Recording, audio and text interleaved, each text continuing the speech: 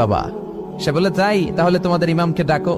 সাইয়েদনা ইমাম আবু হানিফা টাইম দিলেন, এই জুমার দিন, আজকে জুমার দিন না, এই জুমার নামাজের পরে ঠিক ভর দুপুরে 2টায় সবাই আমরা একত্রিত হব। নাস্তিকও আসবে, সাইয়েদনা ইমাম আবু হানিফাও আসবে। জুমার সালাতের পরে লোকের বন্যা বয়ে গেল, বাঁধ ভাঙা জোয়ার, অনেক মানুষ।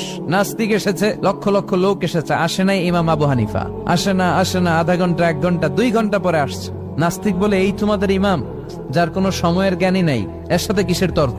সাইয়েদনা ইমাম আবু হানিফা বলে, ইনদি উযর, আমার ওজর আছে। কি ওজর? সাইয়েদনা ইমাম আবু হানিফা বলেন, আমি ঘর থেকে বের হয়ে আসার পথে একটা নদী পার হয়ে আসতে হয়। আজকে এসে দেখি নদীর মধ্যে কোনো মানুষ টানুষ নাই, নৌকা নাই, মাঝি নাই, কিচ্ছু নাই। তো হঠাৎ দেখলাম পাশে বিশাল বড় একটা গাছ, এই গাছটা এমনি এমনি 2 ভাগ হয়ে গেল। হঠাৎ গাছ থেকে এমনি এমনি লম্বা তক্তা হয়ে গেল, এমনি এমনি তক্তাগুলো জোড়া লেগে নৌকা হয়ে গেল। আর নৌকা আমার সামনে আসলো, মাঝি ছাড়া, লগি বৈঠা ছাড়া। আমি নৌকায় যেয়ে বসলাম, নৌকাটা আমার নিয়ে টান দিয়ে সাঁ করে ওপারে নিয়ে গেল।